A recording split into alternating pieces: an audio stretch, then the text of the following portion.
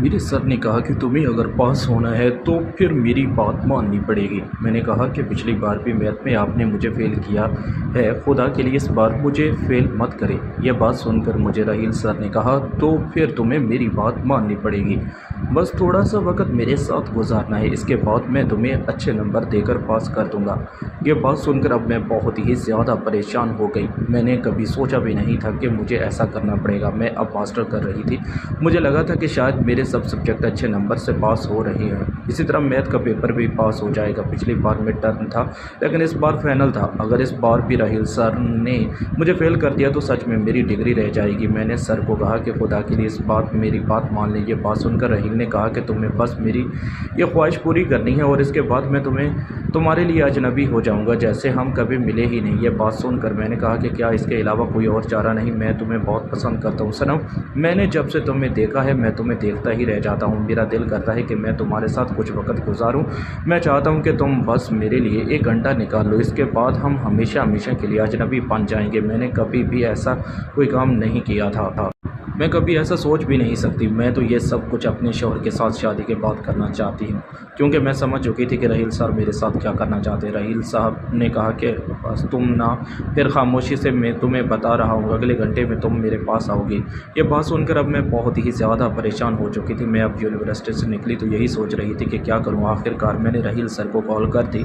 राहील sir को कहा कि ठीक है, आप बताएँ कि मुझे कहाँ आना है, लोकेशन सेंड कर रहा हूँ, वहाँ कोई नहीं, सिर्फ मैं और तुम होंगे। ये बात सुनकर अब मैं बहुत ही ज़्यादा नर्वस थी। सोच रही थी कि राहील सर की बात मानने के अलावा मेरे पास और कोई चारा नहीं। राहील सर पहले भी बहुत सारी लड़कियों के साथ ऐसा खेल खेल चुके थे।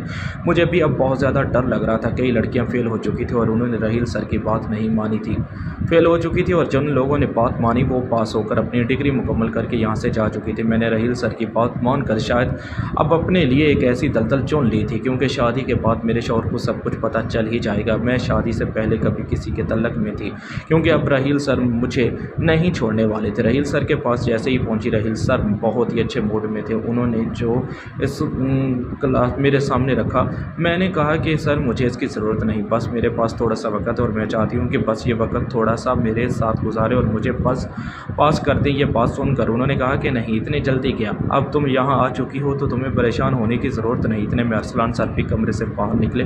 मैं सोच भी नहीं सकती थी कि राहील सर और अरसलान दोनों मिलकर आज मेरे साथ ऐसा खेल खेलेंगे। मैंने कहा कि नहीं राहील सर, आपने मुझसे कहा था कि आप अकेले होंगे।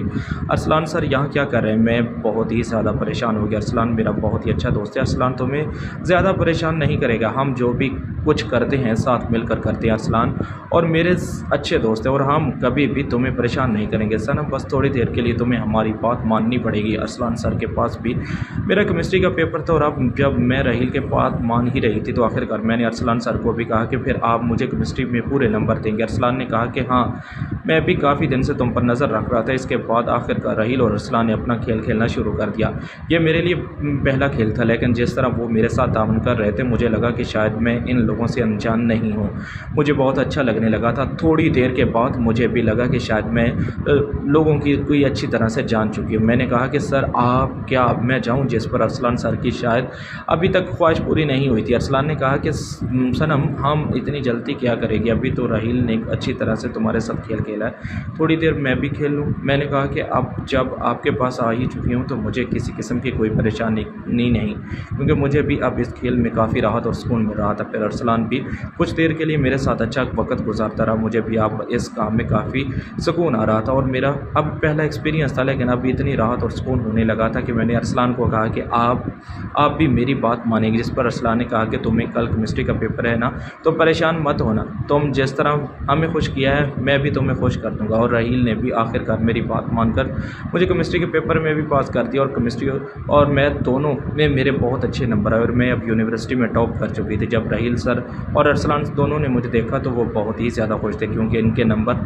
लेने की वजह से ही तो मैंने यूनिवर्सिटी में अच्छे नंबर लिए थे। अरसलान ने मुझे कॉल किया और कहा कि क्या तुम अच्छे नंबर लेने की खुशी में हमें एक ट्रीट नहीं दोगी? मैंने कहा क्यों नहीं, क्योंकि मैं भी अरसलान और राहील के साथ रहना रखना चाहती थी, क्योंकि बहुत सारी लड़कियों के इनकी ज़रूरत होती है, क्योंकि इनके साथ अच्छे नंबर लेना और इनके साथ तल्लक बनाना किसी भी लड़की के लिए अच्छी तरह ख्वाहिश खुश आइन बात होती है। इसी तरह मैंने अरसलान और राहील के साथ अच्छी दोस्ती कर ली।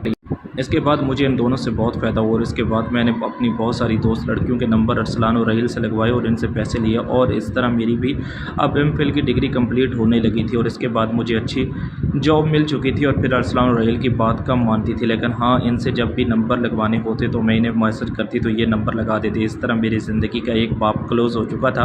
अब मेरे पास अच्छी नौकरी थी और मैं अपने कज़न से शादी के बाद अपनी ज़िंदगी में आगे बढ़ चुकी थी। अब मैं राहील और अरसलान के बारे में सोचना